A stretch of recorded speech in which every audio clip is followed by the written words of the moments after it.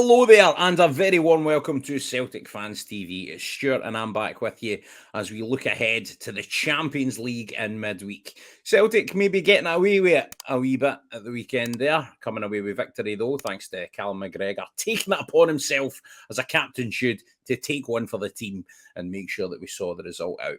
But to look ahead to Leipzig, I have with me a good old friend of mine, one of my colleagues from back in my Eurosport days, and a bona fide German football expert from Scotland who also knows Scottish football. It's my pal, Stuart Telford. How you doing, Stuart? I'm very well, thank you, Stuart Hodge. What other name is there? Hi, guys. Thanks Well, for the the last introduction. one I did with a guy called Paul, and I thought, like, get me on that one, because otherwise you've got two Pauls and that becomes a mess. But now we've got two Stuarts, so that methodology is clearly Ah, just the flawed, isn't it? twos can work. Well, let's see. Let's That's for see. the people to decide, mate. Let's see. Let's start off a wee bit with, obviously, I'm sure you watched the Celtic game at the weekend. Where do you think the Celtic team's at? Because obviously that's a first defeat domestically in a year in the league, followed by the break, and then came back and probably, and without a doubt, the most unconvincing, other than that St Mirren defeat, performance of the season, I would say, domestically. So where do you feel Celtic are at the moment first, before we get on to Leipzig? Right, fair enough. That wasn't Celtic's best game of the season. I think there were unlucky moments, and let's just be clear. Like I'm basically a neutral observer, right? But I watched the game. Like Juranovic and Hart there with that goal where Juranovic tries to chest it back, Hart comes off his line to claim it, it goes beyond him. I mean, that's just unlucky. These things can happen. Probably Hart didn't give him a loud enough shout that it was his ball, but I mean, I think both are really good players for Celtic in general, and you did still pull it off, you know. McGregor at the end, that's maybe something that's worth talking about in regards to Leipzig. Celtic and Postecoglou, such a gung-ho attack in front of watch side, can get caught a bit on the counter. And that's what happened there with McGregor with the wee pull on the counter attack there. So they'll need to watch that against Leipzig. But where Celtic are in general just now, I mean, the best team in Scotland, I know it's right close right now between Celtic and Rangers, but I do think on paper and most weekends anyway, Celtic are the stronger team over the piece. I would definitely agree with that. I think most Celtic fans and those who don't have any kind of tinted glasses on would probably, in the cold light of day, agree with that assessment. I think it's obviously, I think we've become maybe a bit spoilt domestically. Celtic fans were expecting games like 9-0 wins at Dundee United, and don't get me wrong, they might as well have been playing against a Subbuteo set that day. But we expect that kind of gung-ho attacking football, chances getting finished.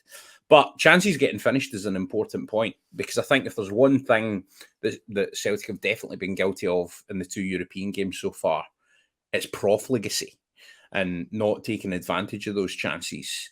Do you think... Celtic played brilliantly against Real Madrid. Sorry to cut you off there, Stu. I mean, 3-0 against looks like a gubbin, but if you watch the game for easily an hour, Celtic were as good as Real Madrid.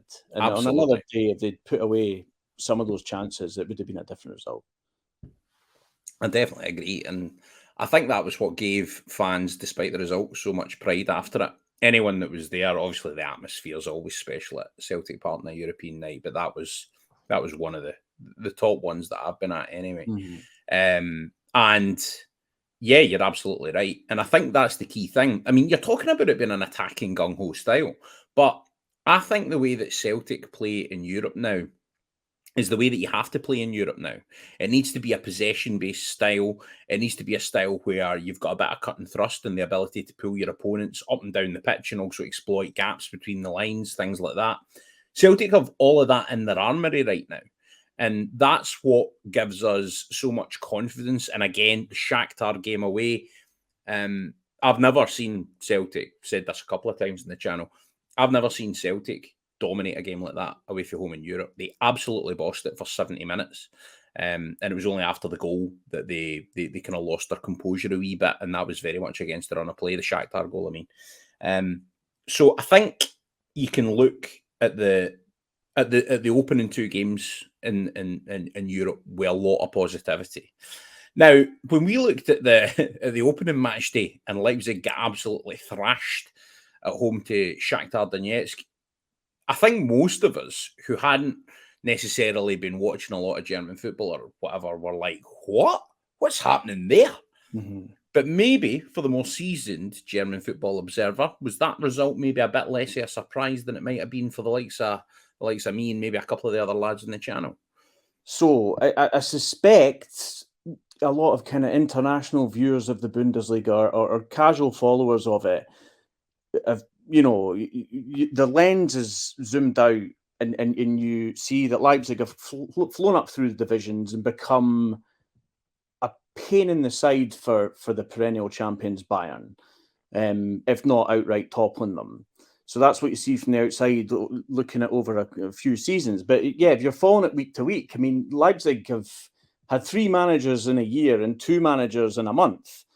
Domenico Tedesco came in. He replaced Julian Nagelsmann, who went to Bayern.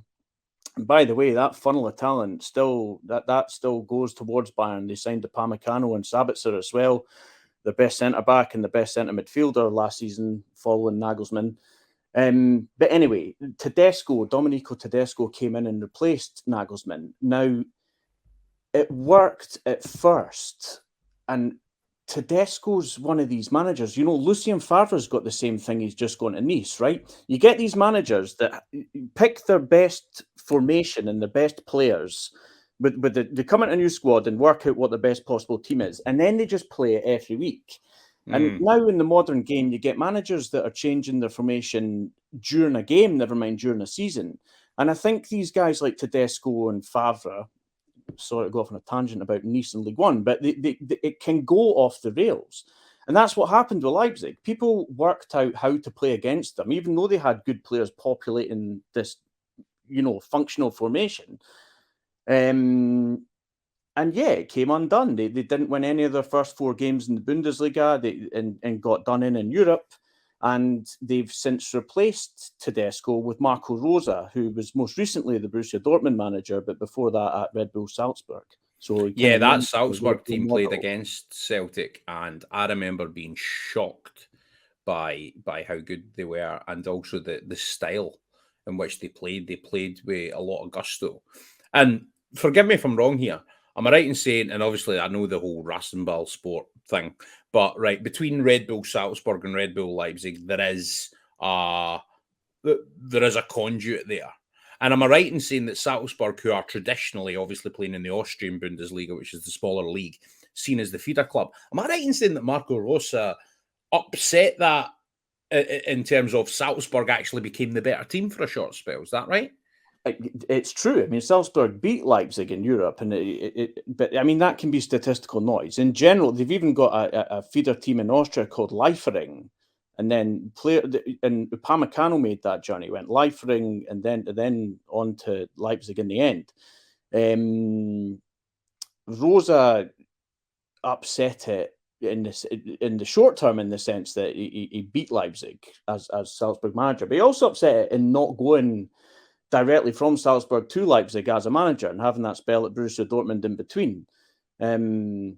That's what's happened. I mean, Erling Haaland did exactly that, absolutely exploded onto the scene in Europe as well. I think he had something like 28 goals in 27 games in all competitions with Salzburg, and then went to Dortmund instead of Leipzig. But the next Erling Haaland is a guy, Benjamin Sesko, a Slovenian striker, who really looks the part now at Salzburg. He's already got a deal in place to go to Leipzig.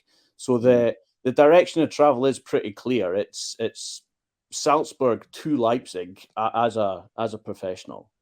In some ways, though, then, does this feel like, obviously Borussia Dortmund's the bigger club, the bigger job, greater history, all of that stuff.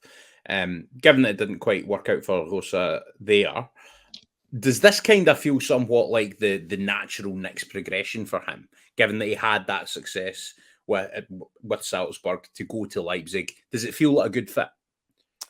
It does. It feels like the perfect fit, really. And he has seemingly steadied the ship. I mean, it's early days. You see, there's been quotes in the press recently from Andrew Silva, their striker, and Marcel Halstenberg, their left back. A few of them are, saying how confident they feel coming into the Celtic game having beaten Bochum 4-0. Now, with all due respect to Bochum, they're not one of the Bundesliga's brightest lights, you know? No, they're bottom, aren't they? Like, I mean, it's basement good to dwellers. get result on the board, but and Rosa probably is the right fit for now, and definitely an improvement on Tedesco so far. I think he's probably got more in his managerial bag. He can change things on the fly. And he has done already. He's only had a handful of games in charge. He's had Timo Werner up front, Andrew Silva up front. The other day against Bochum, he had Timo Werner playing on the left wing, and he scored 2 goals from there. They got a lot of good attacking players. Emil Forsberg, Christopher Nkunku's in high demand.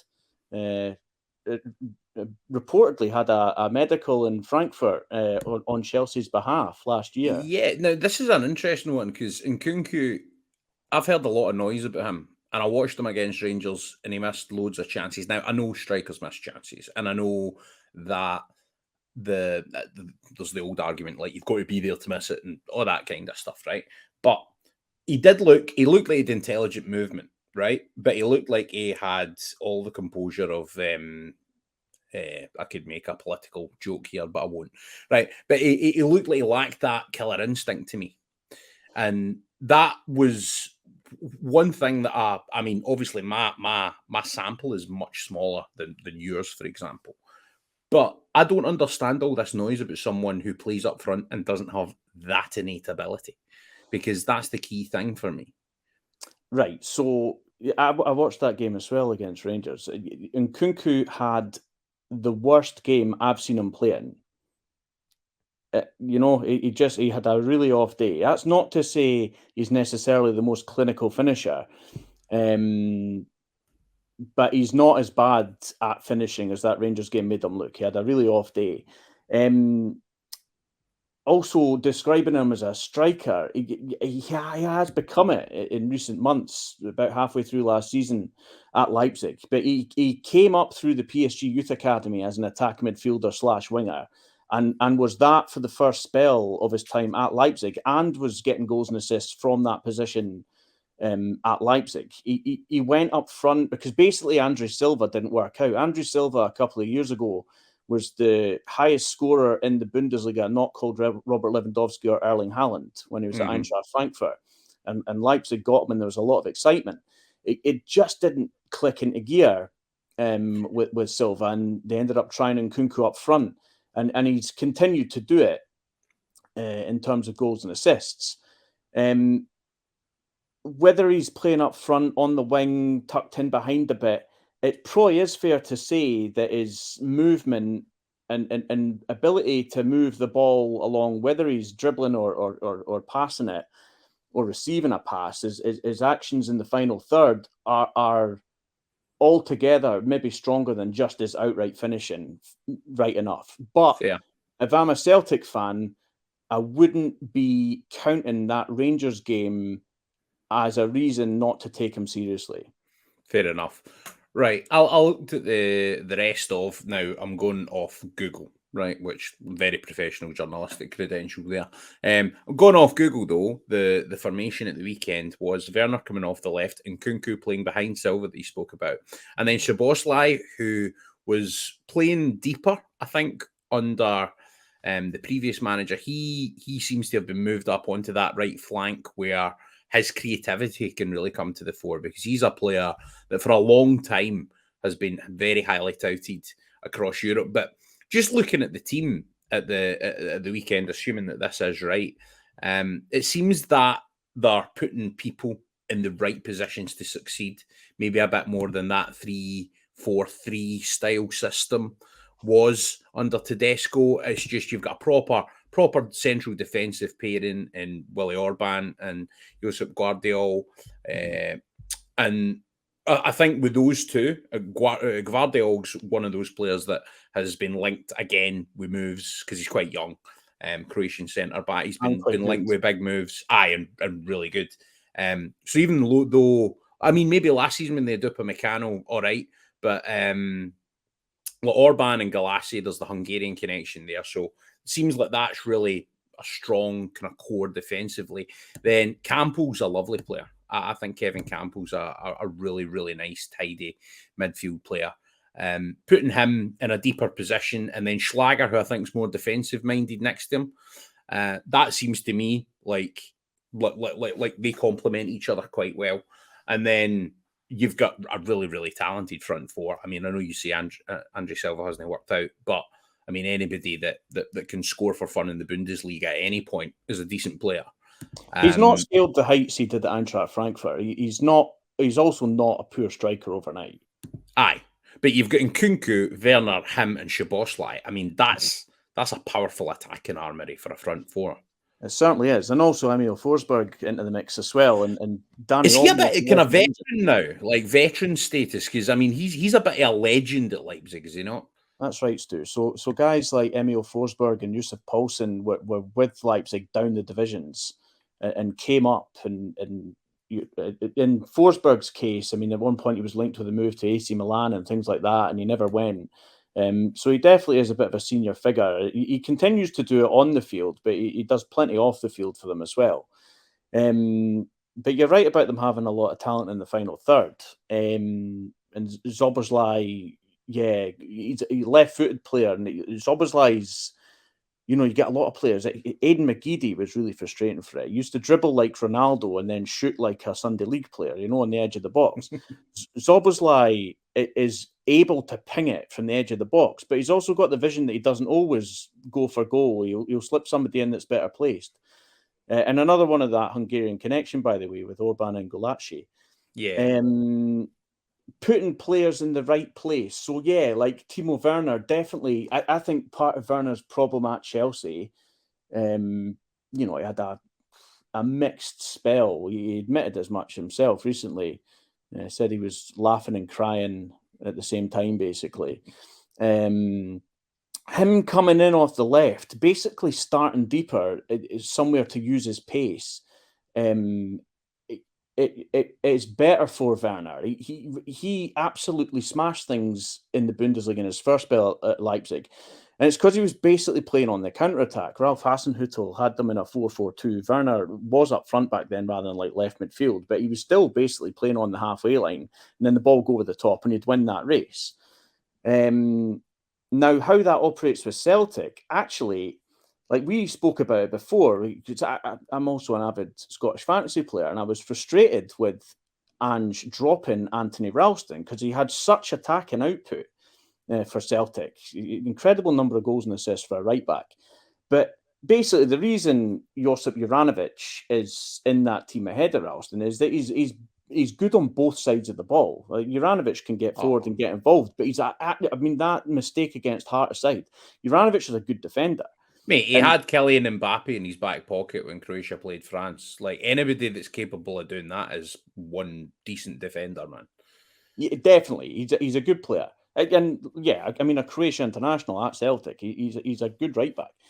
And that is good for Celtic in this upcoming game because Werner will get a harder time off Juranovic than he will many a right back he's coming up against in the Bundesliga. So that's the area of concern for Celtic going into this game. You're obviously missing, unless something miraculous happens, which we're not expecting injury-wise, Cameron Carter-Vickers, who is the tone setter defensively for Celtic, is missing out. And so is Karel Starfelt, who would be the second in command, if you like, lieutenant-wise. Now, you might argue that Maurice Jens, when playing beside Carter-Vickers, is a better pairing. But I think if you're going to be missing Carter-Vickers and you're wanting someone else to plug in there, Starfelt's the next in line to be that defensive leader alongside Joe Hart in goal. I think a lot of Celtic fans, myself included, are a lot more worried about the proposition of what we're going to be facing in midweek as a result of let's go all tabloid journalists, defensive crisis that we're facing. Only 2 fit centre backs is not good. Jens very much settling into a new team and a new culture and all of that stuff. And then Stephen Welsh, who is looking good at domestic level in Scotland, but I mean, this is a whole new level for him to try and be challenged at. Now, Celtic defenders in the past have risen to the occasion. You think of John Kennedy in the new camp, like it can happen, but I'm not necessarily sure that Stephen Welsh has got that kind of performance in his bag. And I think just with Greg Taylor's been battered and bruised a wee bit playing with Scotland and a couple of hard challenges in him at the weekend as well. I think with all of these kind of factors in mind, looking at that defence and then looking at how the new setup under Rosa has reappropriated Leipzig's attacking options, I'm a bit worried about that. I mean, how worried should I be in your opinion? Right. I can understand cause for concern when, Cameron Carter-Vickers, alongside quite some other players in this Celtic team, by the way, Jota, Matt O'Reilly, will end up back in the Premier League in his case, or in the Premier League at all in the case of the others. Oh, aye. And yeah, so Carter-Vickers and Starfelt likely being injured, the pair of them, leaves you with Jens and Welsh at the back. But the difficult thing for me there is that there's been so many central defensive pairings at Celtic this season, and you miss the opportunity to understand how each other play and get But on paper, Jens and Welsh are also a pair of completely good enough centre backs. And remove Carter-Vickers from this equation, but there's an argument if Starfelt really is better than Jens, say. It's not just absolutely. The best two of the four centre backs are injured, and also there's a chance Carter-Vickers plays, but even if he doesn't, I think Jens and Welsh is it's a shame just to throw them in the Champions League. But I think just together, by the way, just good central defence. Sorry, just on Carter-Vickers, I think, I mean, my understanding is that because there's a lot of ambiguous reports going about that injury. Some folk saying it's touch and go. Yeah. My understanding is that he's about 3 weeks away, like talking to people that I know who have a half an idea. But for some reason, and this is where the intrigue sometimes comes when it comes to sport as well, as Celtic are keeping that really on the quiet. I think they want to like keep everyone out the loop so that they can surprise people, maybe by bringing them back a bit sooner. Maybe that timeline will be sooner. I hope you're right and I'm wrong, but my understanding is he's not going to make it, Stu. Fair enough. Even if he doesn't make it, I don't think Jens and Welsh is an appalling central defensive partnership. Even having watched the St Mirren game. Yeah, look, you're not going to win every single game comfortably, or at all. That's just not how it works. Celtic are still the strongest team in Scotland, pretty much, by a mile, and have looked good in Europe. And I just wouldn't be panicking if that was the central defensive partnership. I'd be more worried though what is going on in front of them. Like, interesting. Yeah, well, so Celtic are playing a 4-3-3. Basically, and Hatate, O'Reilly, McGregor dominating midfield. But I mean, we saw that just there against Motherwell, that you can get hit on the counter, and that was the source of McGregor sending off, was that Celtic were exposed on the counter. He pulled his man back, and he had to go. Correct decision by the skipper, by the way. Well done, Cal Mack, for doing that. I mean, he took one for the team, but Leipzig like playing on the counter, certainly in terms of the personnel. And Nkunku that we spoke about earlier, Werner, they've got a lot of pace on the counter. You don't need to be the best finisher in the world. And in Nkunku's case, if you're getting these chances because you can outpace the last man, especially with a ball over the top or whatever. So it might be safer to have a bit more steel in the middle of the park in front of Jens and Welsh. It's not necessarily going to be the central defender's fault if there's a chance on the counter-attack. See, that's an interesting one. So, I don't know. I mean, there could be an argument, and we did see it, that Ange wasn't afraid with Haksabanovic to throw him in against all odds in the Shakhtar game. So, could this be where we see Oliver Abdelgard come in? Maybe.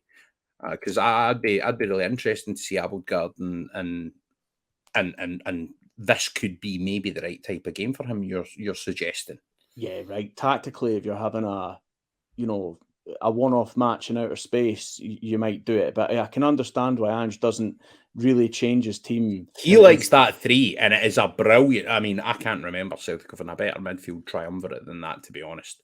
Like in terms of ability level and especially level of potential, because I think Matt O'Reilly and Rio Hatate are both. I mean, they're playing in the Premier League. They're 60 million quid and 70 million quid players. Like no problem. Like and Celtic will get at least half that. You see Matt O'Reilly getting criticised sometimes for a lack of pace, but he's got the yard in his head. He's a really fine player. But that pace or lack thereof is a problem if you're getting hit on the counter. I think the biggest thing tactically that Postecoglou could potentially do, it also depends on Giakoumakis' fitness. He's in a similar boat, at least publicly, to Carter Vickers, Willie Won't. He might not be getting his game, really. There's this fluid front 3. But if it's not going Celtic's way, I think they would bring Giakoumakis on and make the game ugly. He's a bigger guy that you can send the ball up to, get it to stick to him. Means you can start the rest of your team deeper, basically, and not leave Werner on the shoulder of your last defender the same way. Well, so right, that's looking at it from a defensive standpoint. Let's look at it the other way.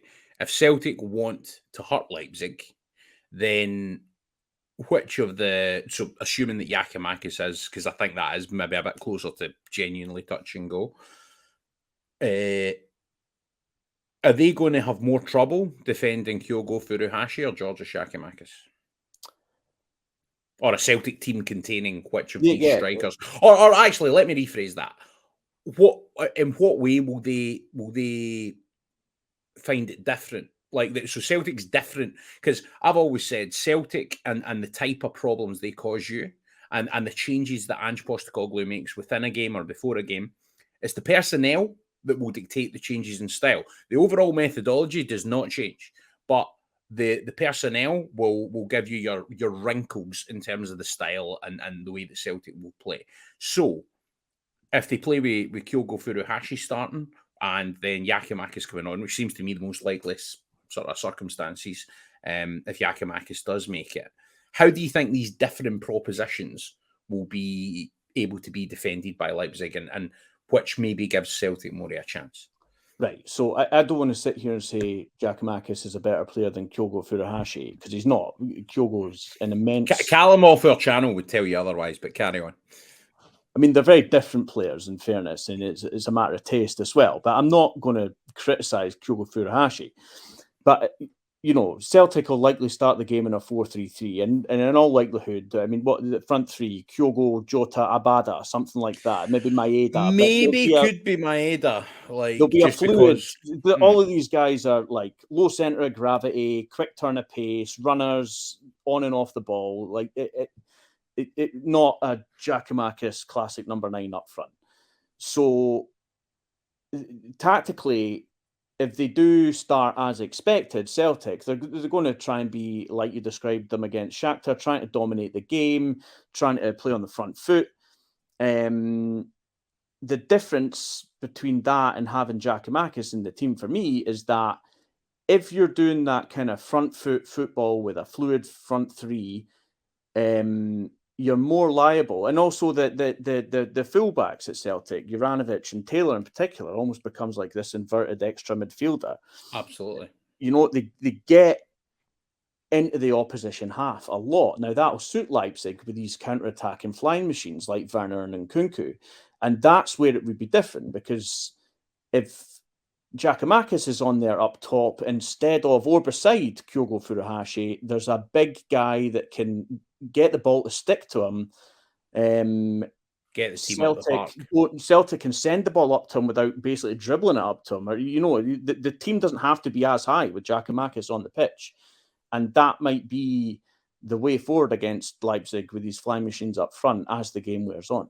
But again, you're thinking of that from a slightly defensive kind of standpoint. What I'm thinking is, right, are they going to be more hurt by, like, and in terms of the counter threat, if you like, but are they going to be more hurt by fluid passing moves through the heart of their defence, which would maybe suit a Kyogo Furuhashi, or are they going to be more hurt by somebody throwing their weight around and all of the other problems that Celtic can cause? Because we're talking about the strikers, but I mean, it's going to be whether it's Maeda or Abada, like all of these choices are going to make a difference. I think the midfield three is pretty set.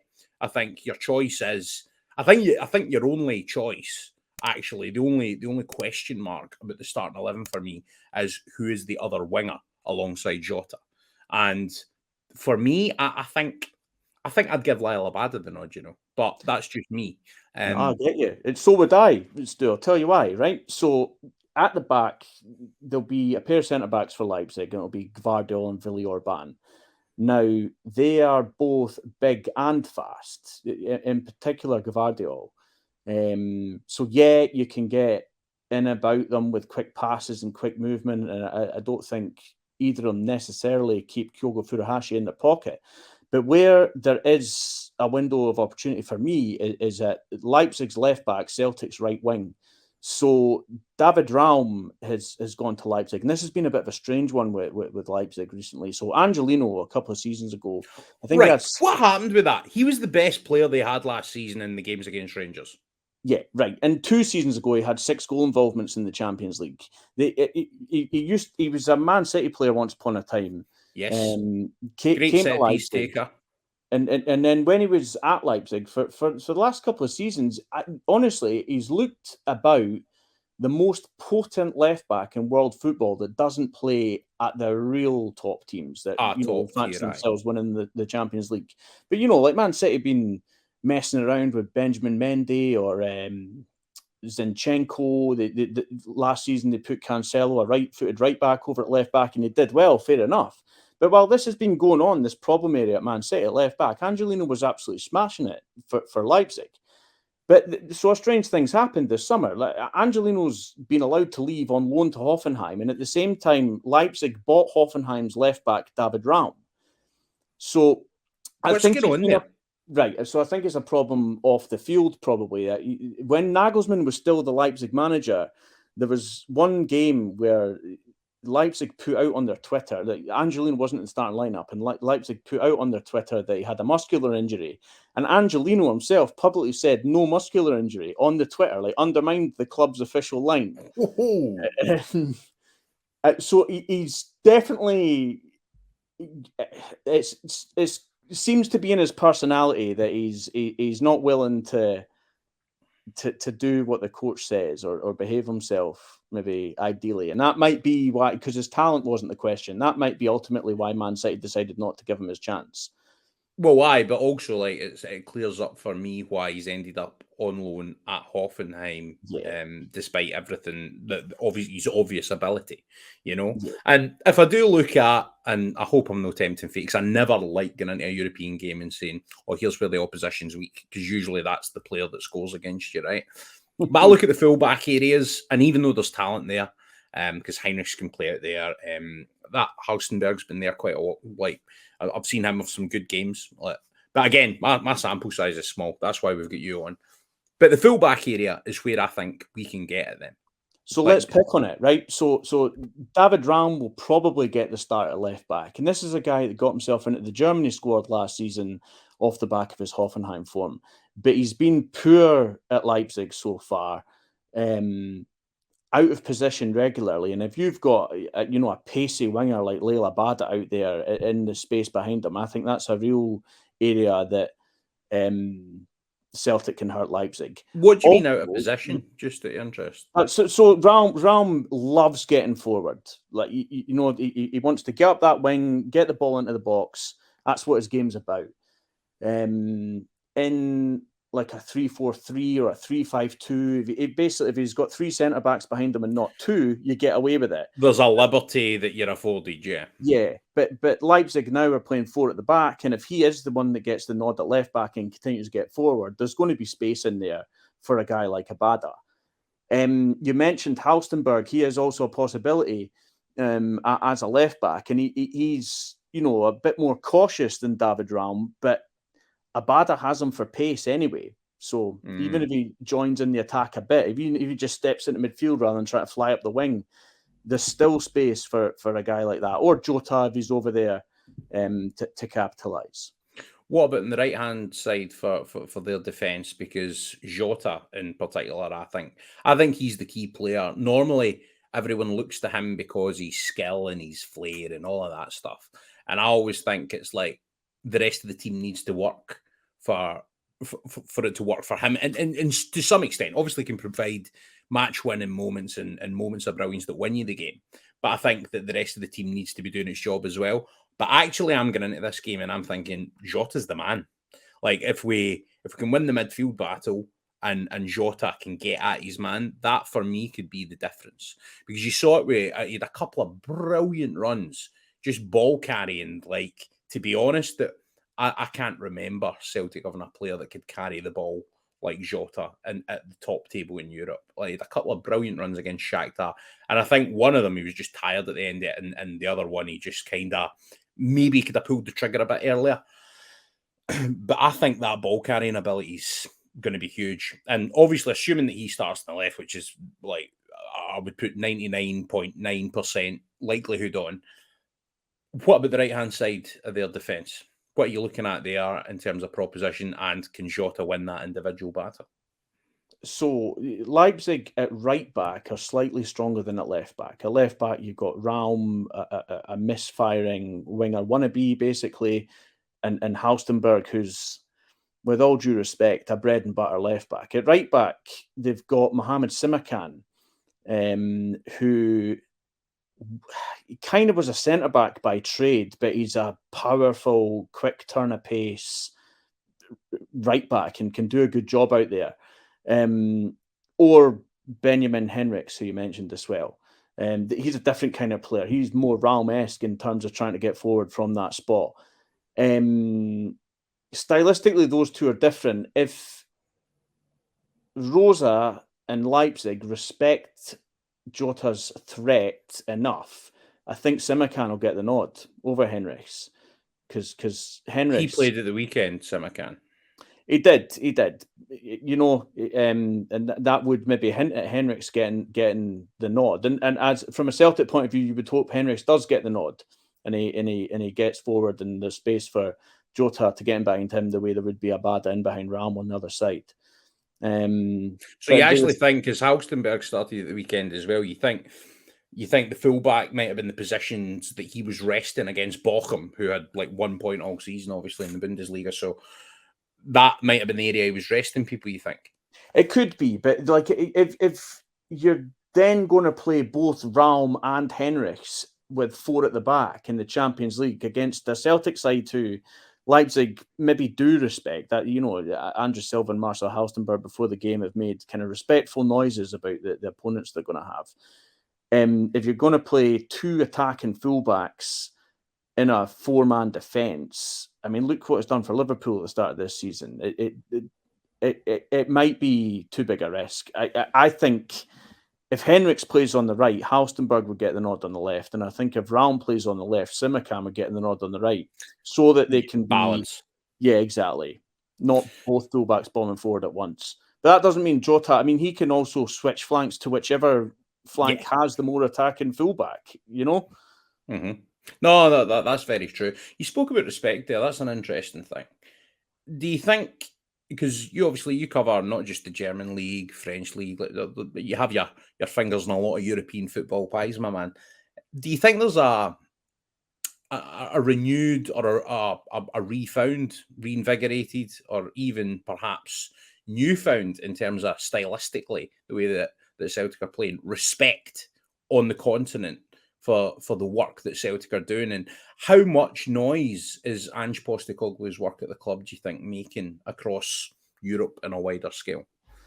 So, yeah, I think, you know, maybe not everybody's watching the Scottish League, but the way Celtic performed against Real Madrid for an hour was impressive. Okay, it was a 3-0 defeat, but it was an impressive game of football. Postecoglou has Celtic playing entertaining stuff. There's no question about it. And also effective stuff for the most part. Fair enough, St Mirren beat you. But basically, Celtic are playing good football and it's getting results.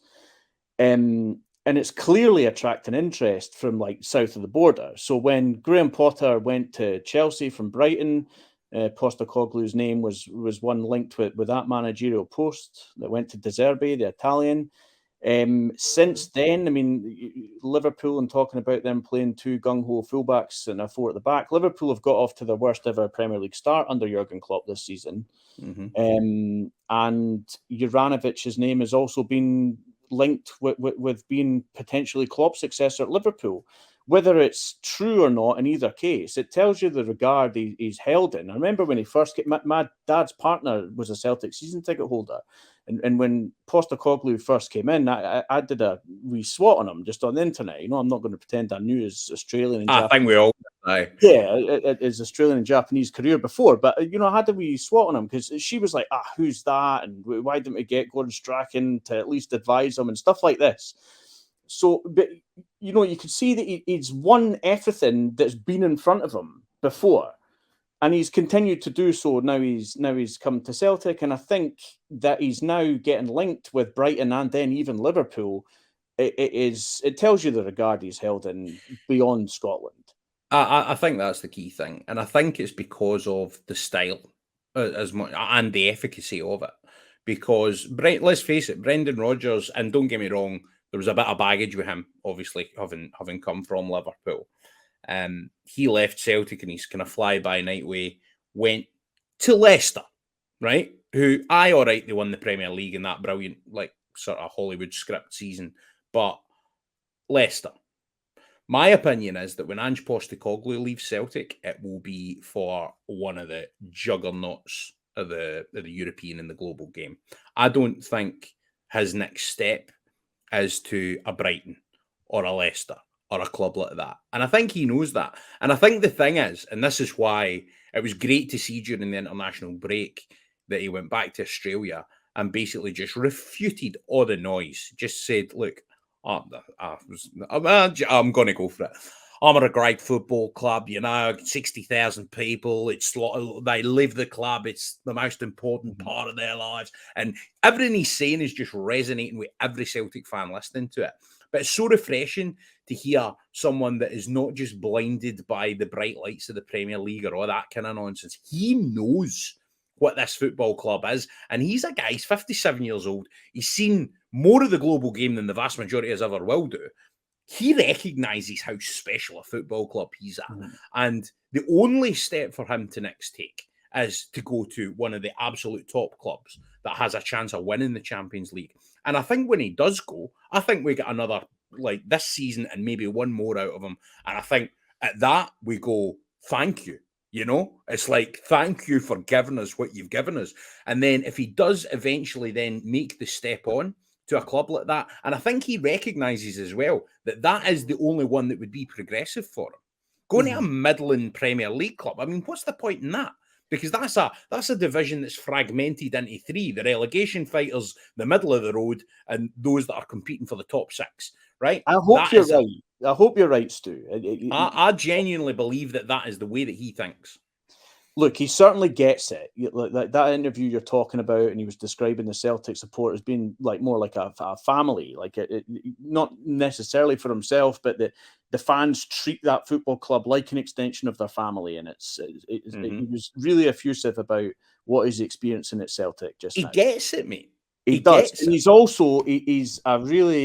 he's a good interviewer, like a good interviewee, not necessarily always that effusive, but you see him getting, asked potential curveballs after games that maybe don't go 100% Celtic's way, but they still squeak past their opponent, whatever.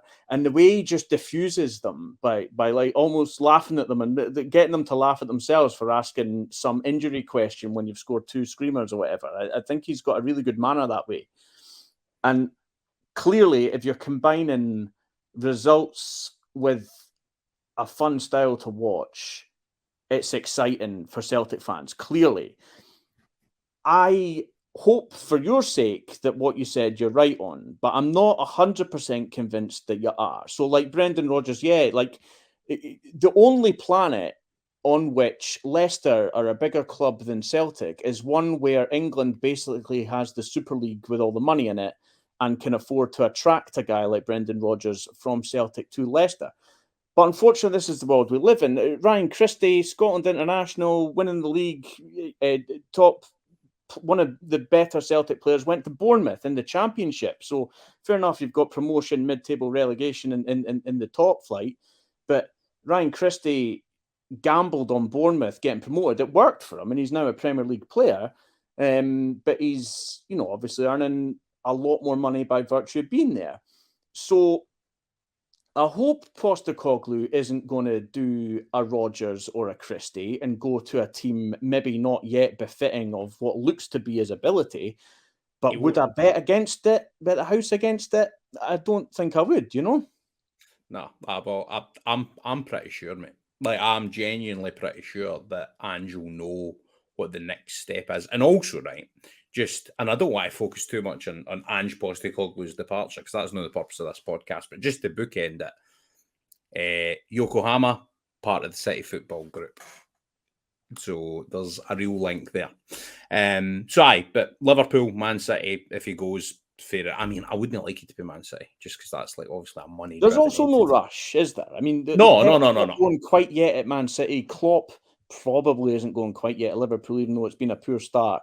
And Ange hasn't been at Celtic Park that long. So he hasn't. He knows what he's got, and I think once he feels, and this is the way that managers look at it in the modern day, once he feels the project, right, and that is the nomenclature used, and I used to hate it, but I get it now, right? It's like once the project is at the pinnacle of what it can be, right? I think that'll be the point at which he goes, right, I've probably taken this as far as I can. But I think he knows there's room for growth within the existing squad, within where Celtic can go. And I think once we are punching at the Champions League level and actually finishing the chances and getting the results, I think that's the point at which he could probably go, right, do you know what? Like, I mean, realistically, with the resources available in Scottish football, I think this is probably about the ceiling for the football club. And then at that point, you're like, thank you, man. I'm so grateful to you. Do you know what I mean? Like, this hasn't been his Celtic for that long. That's the key. If you look at their starting lineup in his first game, I think like Odsonne Edouard was up front. I mean, good player obviously for Celtic, and James Forrest was one of the wide men, and it was a very different looking Celtic. Ange's first Celtic game to the most recent one. And it does look like his team now. 4-3-3. It's populated by players that can realise it beautifully. This, who'd heard of Kyogo Furuhashi or Reo Hatate or, and I've always said Celtic got a sporting director and a head coach in one, by virtue of getting Ange Postecoglou. And that's where we've been really successful. I want to get back onto just before, because we don't want to run too long here, just back onto the kind of purpose of the podcast, which is Leipzig. Where can Celtic most effectively get at Leipzig then? So, nullifying Werner and hoping Nkunku does another Rangers game, I think is probably the key thing. So Juranovic, I mean, that's just a given that he gets his game, but he'll sit on Werner in a way that Ralston wouldn't really hope to. So that'll be them there. Otherwise, I would give Abada the nod personally. Actually, Maeda's fast too, but Abada up there alongside Kyogo and Jota, and Abada and Jota can alternate depending on which attacking fullback Leipzig play. I think that's where there's a lot of joy to be had. If it's Raum or Henrichs on either side, Jota and Abada between them have the guile and the pace to exploit that space and get the ball into the box. And then it doesn't actually matter who's in the box, whether it's Kyogo or Giakoumakis. It can be a header or a low ball along the front for somebody just to topo. It doesn't actually matter. But I think Leipzig's fullbacks and nullifying their counter-attack will be Celtic's keys. Okay, fair enough. In terms of those wide areas in Celtic attacking Leipzig, do you think Leipzig will be more troubled by wingers who are tending to come inside and allowing space for the overload on the outside? Or do you think the kind of hit the byline style might be more troubling to them? And then in terms of style of cross as well, do they deal better with high balls to low balls? Is there any discrepancy there? So Leipzig's goalkeeper, Peter Gulacsi, is a good goalkeeper. Manuel Neuer is the best in the Bundesliga, if not the world, if not all time. But beyond him, it's really Jan Sommer or Peter Gulacsi, who's the next best goalie in the league. He's a solid shot stopper, and I think a winger that would rather cut inside and have a pop from the edge of the box might not get as much joy as one that would get in behind a fullback and then send the ball into the box for one of the strikers or the opposite winger at the back post to run in and get in the end of. And then, given that he's quite a commanding goalkeeper, maybe drilling it across the face yield more success than just flinging it in high. I suppose that's right as well. Yeah. I mean, you can be the most physically imposing goalkeeper in the world. If a ball flies in along the ground, yeah, it doesn't matter. Or, I mean, we saw against St Mirren, Joe Hart's a brilliant goalie by Scottish football standards. But if you can trap him in his own 6-yard box, then it can yield success. Here's one of these jingoistic kind of questions just to fling at you. Where will the game be won and lost? Usually the answer to this is the midfield. No, but well, I mean, being facetious at the Red Bull Arena, but I do think there's a talking point there. Like, even though Leipzig are hated in German football, they're not hated in Leipzig, and they make a good job of filling the stadium. But Celtic maybe have the most vociferous support in the world, and they won't be at all phased by being there. There's a chance that Celtic make more noise than Leipzig at the Red Bull Arena. So that'll be one thing. And then the Celtic are playing with their tether up. The players are feeling backed and on a high and playing well. Yeah, won and lost. If you want to talk about the midfield, I mean, Xaver Schlager's one of these guys. He's like a football stats geek's fantasy. His underlying stats, things like, how many duels he wins and progressive carries and stuff like this that you don't see on the headline stats, goals and assists and all that. He's a bitty but talented player.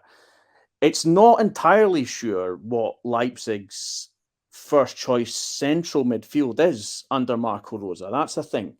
So you mentioned Kevin Campbell and Xaver Schlager, but there's also Konrad Laimer, there's Amadou Haidara, and he's played a mixture of those four guys in the two double pivot positions since he got in, replacing Tedesco. Whereas Celtic's midfield, like you mentioned before, Hatate, McGregor, O'Reilly, it's very settled. So, of course, Celtic can potentially dominate the game in there, depending on who they line up against. It's just unsure who in midfield they will line up against. So, what different propositions could Leipzig present, and what do you expect them to do in that area? Yeah. Good question. I think. I mean, it's just so unsure, and a lot of the rest of the team is certain, right? Gulacsi's their goalkeeper. Gvardiol and Orban are going to be their centre backs. There's going to be 3 of the 4 in the attack of Werner Silva, Szoboszlai, Forsberg, and Nkunku. Those 2 double pivot positions, if Leipzig fancy it, they would go Campbell Haidara, because Campbell is basically a deep line playmaker. And Haidara's got a lot of thrust and can get forward and have a pop from the edge of the box if other things aren't working. If they're more fearful of Celtic, it would be Schlager and Laimer, who are bitty ball winners. I think it's the biggest question mark in Leipzig's starting lineup this week. And I think it'll be one of those, how they feel about the challenge of Celtic will probably be indicated by the manager's selections in those 2 positions, as well as the fullback ones that you mentioned earlier. Last one for me, Stu, and thanks so much for being with us and being a good sport. And it's always really good. I think we had the same thing with Paul prior to the Real Madrid game, where you get somebody that knows Scottish football and the opposition. I think that's really good. And it's really important insight for the fans to have. But for the likes of myself, who is travelling over to Leipzig, and you kind of alluded to the fact that the rest of Germany hates them, and I think a few people became aware of that when they did start playing Rangers and stuff.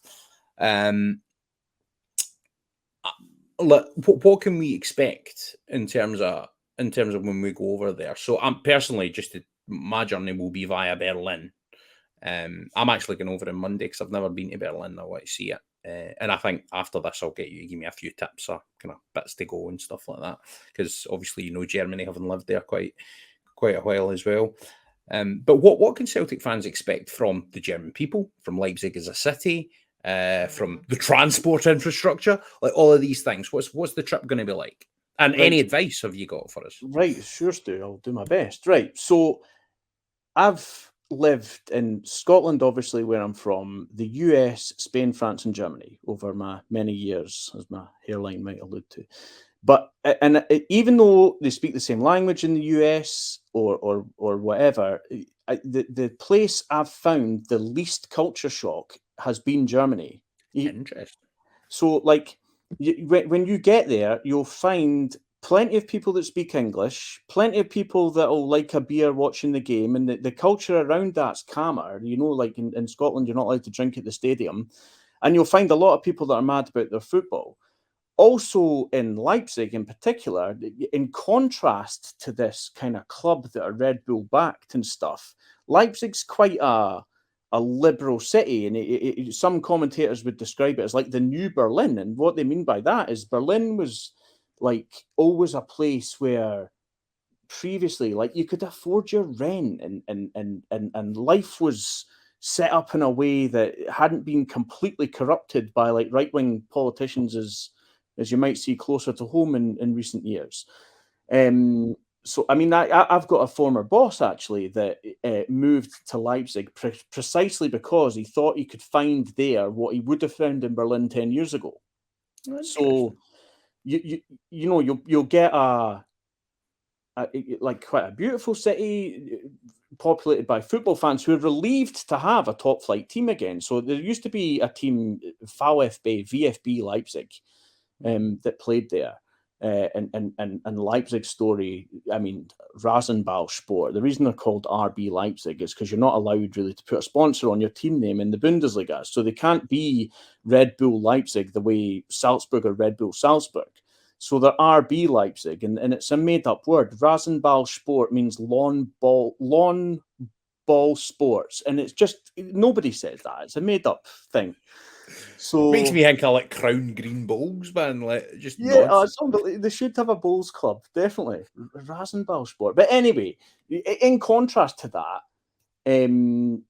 the experience of the fans, I mean, they're just glad to have a top flight team again. There's not going to be, neighbouring supports there hating on them. So I wouldn't imagine you'd get a very negative kind of experience out of the host during that game. And Celtic fans, obviously famous the world over for travelling, taking a good time. Do you think our vibe will align with German football culture? Unquestionably, I think when I was in Germany for 5 or 6 years, and I can say that for the most part, my colleagues in the Bundesliga are absolutely fascinated by particularly the support that surrounds Scottish football, because obviously we're not winning European Cups anymore and stuff, but the support is really impressive, and there's been friendlies and things. Everybody wants Celtic for a friendly. Every team in world football wants Celtic for a friendly because they're guaranteed noise, colour, atmosphere. Huge support. The Irish diaspora as well. Like, you go to the States or Australia, you'll see a Celtic top here and there, and Scottish as well. Like everywhere you go, there's a Scotsman, man. Any wee nuggets of travelling advice, like, or anything like that, just to look out for? Or any must-see attractions? If you have your ticket in advance, Stu, your experience is likely to be better than what you're used to at home. So, like, normally your ticket will get you the travel to and from the stadium, whether it's a bus or a train. You're allowed to drink, for example, on there and in the stadium, and you might even see that. I mean, the fans are broadly segregated, but I mean, I've seen a Revier derby. That's the game between Borussia Dortmund and Schalke. The Bundesliga basically try and pose as their old firm game, their big derby, and you'll see occasionally, like, somebody's just managed to grab a ticket and there'll be a yellow shirt and a sea of blue, or vice versa, and there's no bother It's just like, it's all friendly. And so I Just think... imagine me going into Ibrox with my colours on, you know what I mean? Don't think I'd recommend that. But if you're there in green and white hoops and you find yourself in a Leipzig end, I think it's not the remotest problem at that club. That's good. We were going to touch on, and I suppose we'll keep it brief just because I don't want to take too long over the hour. What is it about Leipzig being hated by the rest of Germany? So I'm going via Berlin, and I expect if I meet people on the way, as I tend to do, I'll be like, yeah, we're playing Leipzig. And I expect anyone I meet in Berlin to go, I hope you do them. Am I right in that assumption? And what's that all about? Just the sponsorship model, all of that stuff? So in Germany, there's a thing called 50+1. And it's a rule that means that the majority of the shares cannot go to some private owner that to the point that they have a controlling interest in the club. The fans need to have a say in a 51% of what the club does. And it protects, basically, and German football is very concerned with protecting against foreign ownership who could be murky. I mean, let's not delve too much into who owns Manchester City or PSG, but their human rights record might be different to a domestic millionaire who's also in part ownership with a significant part of the support of a club. They want to protect that model. So why Leipzig are hated is because they've basically contravened the model. I mentioned the Rasenball Sport thing earlier. So to be a member, or to be on Leipzig's board as a fan member, costs you €1,000 a year. And it's prohibitively expensive for most fans. And there's something like if Schalke or Bayern, they'll have 250,000 fan members, formal fan members that have voting rights on the club's direction. Leipzig, I think it's 7 board members they have. It might be a little bit more now, but it's basically they've got 7 board members, and every single one of them works for Red Bull. So they've got round the ownership model, and they're hated because most German fans are rightly proud of how they've set up their league. Youth gets a chance. There's not that much fan violence compared to historically in the UK. And Rasenball Sport Leipzig threatened to undo that, because if they can get round the fan ownership model, then so can others, potentially. Yeah, I get that. That's really informative, mate. Really educational. The only other problem they need to sort is Bayern winning the league every year. It's the one Achilles heel. So I remember when Sancho was at Borussia Dortmund, like the number of games he'd had in the 2 seasons at Borussia Dortmund versus the number of games Phil Foden had at Man City was night and day. Fair enough, Foden's now broken into the City first team, but this was a season or 2 ago. And Sancho played 2 or 3 times as many top flight minutes. And German football's really good for that. Like Havertz was, 21 or whatever when he went to Chelsea. Bellingham, Haaland, hundreds of games under their belts, And it's not an accident, I don't think, that's the platform for Germany being the most successful European nation in World Cup history. The local kids get a chance in first teams and build up their experience. There's the way the fans are treated, both in terms of the match day experience and the fact that they have a say in most of the clubs that they support. It's got a lot going for it. I remember a few years ago, sorry just to chuck this nugget in, but a few years ago, it was when we were still at Eurosport. I was at a Bayern game with Angus Tarode. It was when they won the league against Eintracht Frankfurt, a good few years ago now. And a week or 2 later, I played back then 5 stone ago. I was playing for a football team in Paris, and there was a guy in the team who had a stag do at East Stirlingshire like the next week. And the tickets were the same price for Bayern and East Stirlingshire. Now, no offence to East Stirlingshire, but Bayern were the European champions at the time.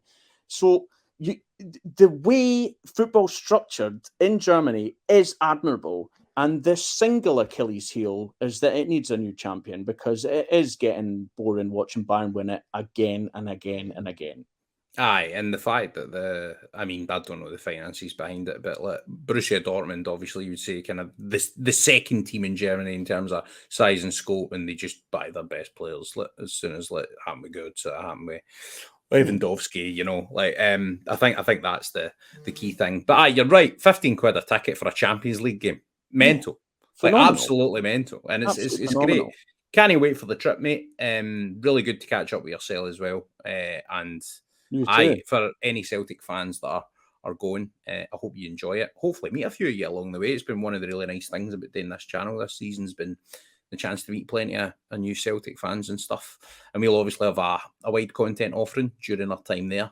So make sure and keep your eyes peeled for that. Paul will be the man back and in charge. As he is, he's still in charge. I just sometimes moonlight and get a chance to talk to some of my old pals. Right, Stu, putting you on the spot to finish. Prediction, my man. I think Celtic win by a goal. I'm going to say 2-1. Let's have some of that. Thank you very much for watching, everyone. Hail, hail, on the hoops.